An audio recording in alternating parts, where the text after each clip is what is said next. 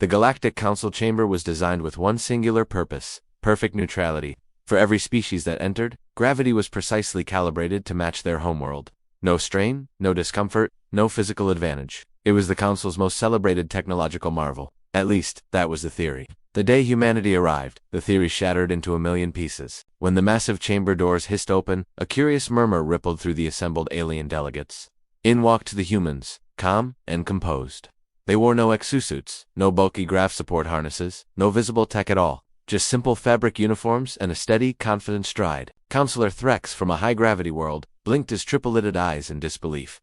"Impossible," he muttered. "The gravity in this chamber is currently cycling between 47 distinct planetary standards." Nearby, Ambassador Kelvin of the low-gravity Aarons fluttered his delicate membrane wings. "At least 3 of those ranges should be lethal," he whispered nervously. Yet the humans didn't falter, they didn't stumble. They didn't even seem to notice the crushing forces and the disorienting shifts.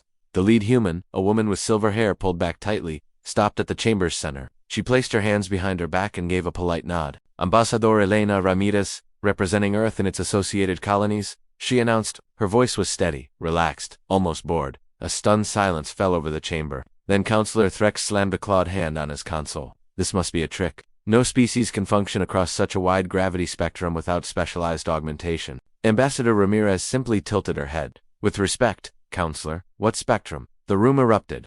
The Council's gravity engineers scrambled, frantically checking their readouts. The numbers were correct. The gravity was fluctuating wildly, just as design spiking high enough to crush bone, then dropping so low that internal organs should rupture. And still, the humans stood there, unmoved. One of them even casually shifted his weight from one foot to the other. Kelvin's voice trembled.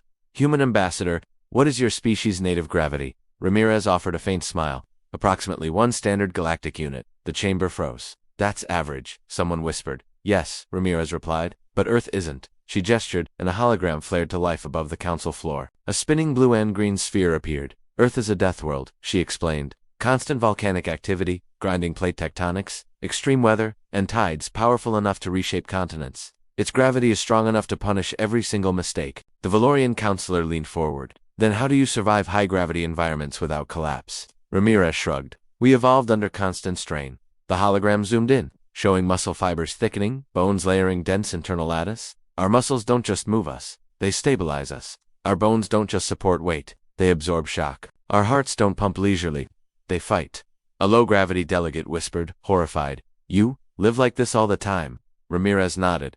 "From birth," another counselor spoke up. "Then explain your survival in low gravity." "High-gravity species weaken rapidly when unburdened." This time Ramirez's smile was broader. "Because we don't let gravity define us." The hologram shifted again, showing human colonies on moons, asteroids, and space stations. "In low gravity, our bodies adapt. We train, we exercise, we rebuild muscle density and bone strength. We don't wait for evolution to save us." Threx's mandibles clicked anxiously. "You're saying gravity is optional to you?" "I'm saying," Ramirez corrected, "that gravity is a challenge, and humans respond to challenges by adapting or by making tools until adaptation is unnecessary." Suddenly, alarms screamed. The gravity spiked, surging to a level designed only for testing the chamber's structural integrity. It was a catastrophic malfunction. Delegates collapsed instantly, pinned to their seats. Others cried out as their emergency grav fields activated. The humans reacted in a heartbeat. One knelt beside a fallen Aryan delegate, lifting them carefully despite the crushing force. Another braced a collapsing support column with her own body until stabilizers kicked in. Ambassador Ramirez didn't move. She merely bent her knees slightly, riding the wave of force. When the gravity finally normalized, the chamber was a wreck. But the humans were still standing, breathing a little heavier now. Counselor Threx stared at them, his voice a whisper. "That level should have pulped you." Ramirez met his gaze, her expression now serious.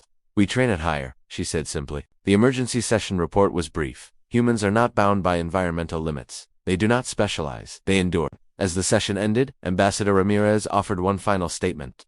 "Where gravity breaks others," she said, "humans learn to stand." And across the galaxy, worlds once thought uninhabitable suddenly felt very reachable.